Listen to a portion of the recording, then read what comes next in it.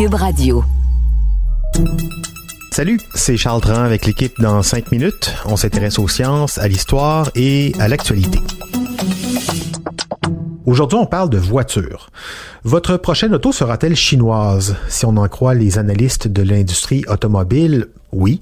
La Chine est en train de pénétrer en force les marchés mondiaux avec ses autos électriques, mais aussi des voitures à essence qui sont vendues beaucoup moins cher que ce que l'on paie en moyenne pour nos véhicules d'ici. Alors, qu'en est-il de ces voitures? Serons-nous inondés de voitures chinoises prochainement? Voici Véronique Morin. Vous avez probablement entendu parler de la Polestar. Saviez-vous qu'elle était entièrement chinoise? Vous savez aussi peut-être que la marque Volvo a été achetée en 2010 par le géant automobile chinois Geely Automotive Group, basé à Hangzhou dans le sud-est de la Chine, qui est aussi la propriétaire de Polestar. Et connaissez-vous la Build Your Dream ou BYD, autre concurrent de Tesla, et qui se prépare à envahir le marché européen? BYD et d'autres constructeurs chinois, dont Ceres, Leapmotor, Forthing, Xev ainsi que MG, et oui, la marque britannique appartient depuis 2007 à Shanghai Automobile Industry, propriété de l'État chinois.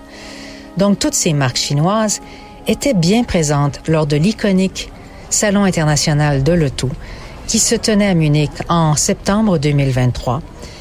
Et à elles seules, elles représentaient 41% des exposants, ayant pris la place de choix dans l'enceinte du salon que jadis Audi occupait. Si cette présence est révélatrice, les chiffres le sont encore plus. Selon le New York Times, l'industrie automobile chinoise a quadruplé ses exportations en seulement 3 ans, dépassant cette année le Japon en tant que leader mondial. Pendant la première moitié de l'année 2023 seulement, les exportations de voitures chinoises ont bondi de 86%. Pour l'instant, ce n'est pas tant en raison des autos électriques, mais plutôt parce que les Chinois ne veulent plus de leur modèle à essence. Les constructeurs automobiles chinois sont donc aux prises avec une capacité d'usine inutilisée pour construire environ 15 millions de voitures à essence par an. Ils les vendent donc à bas prix ailleurs. Cette année, ils ont envoyé plus de 4 millions de voitures sur les marchés étrangers. L'acier et l'électronique utilisés dans les voitures sont bon marché en Chine, ce qui donne un avantage aux constructeurs automobiles. Et il y a aussi les gouvernements locaux qui accordent aux entreprises des terrains presque gratuitement, des prêts à taux d'intérêt près de zéro et d'autres subventions.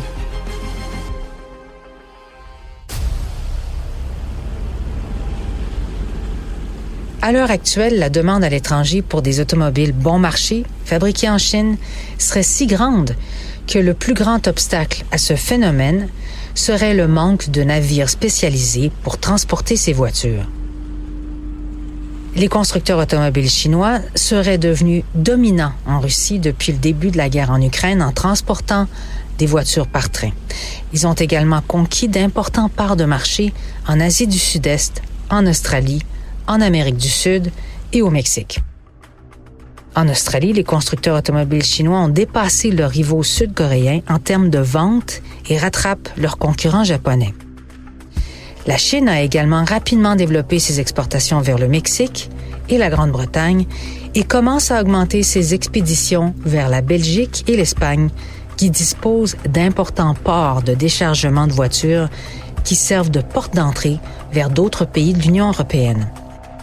Du côté de l'Amérique du Sud, la coentreprise de General Motors et SAIC, la Shanghai Automobile Industry, a commencé à expédier des voitures sous-compactes Chevrolet Aveo au Mexique depuis juin dernier, dont le prix de vente se situe autour de 16 000 $ américains. Alors que les droits de douane freinent les ventes aux États-Unis, les constructeurs automobiles chinois, eux, préparent une grande avancée en Europe une fois qu'ils auront suffisamment de navires pour les transporter. Parce que c'est la seule chose qui les freine en ce moment. Toujours selon le New York Times, les chantiers navals le long du fleuve Yangtze construisent une flotte de navires spécialisés dans le transport de voitures à coût de 5 000 voitures à la fois ou plus. Les constructeurs automobiles chinois comme BYD et Chery, ainsi que les compagnies maritimes européennes et singapouriennes qui transportent des voitures pour eux, ont passé la quasi-totalité des commandes actuellement en attente dans le monde, alors que les chantiers navals sont en train de construire frénétiquement, presque jour et nuit, 170 navires pouvant transporter plus de 5000 voitures chacun à la fois. Et ce, dans l'optique de répondre à la demande mondiale grandissante pour les marques chinoises. Bon, ce sera pas la première fois qu'on sera submergé de produits de consommation chinois moins chers. On a vu ça pour les vêtements, les chaussures, les produits électroniques, la nourriture. Pour les voitures à essence, ils vont devoir faire vite par contre, puisque 2035 est une date limite pour la vente de voitures électriques au Québec, au Canada. Aux États-Unis, ça dépend des États. Et en Europe, pour 2035, on a fait un compromis. Oui, au moteur thermique, mais avec uniquement des carburants synthétiques beaucoup moins polluants que le pétrole, mais pas carboneutres. Les carburants synthétiques, un autre sujet à venir, ils sont actuellement en développement par des constructeurs européens. Mais oui. Cela dit, la Chine s'enligne pour avoir les capacités de répondre aux deux marchés thermiques et électriques. Merci Véronique Morin, c'était en 5 minutes.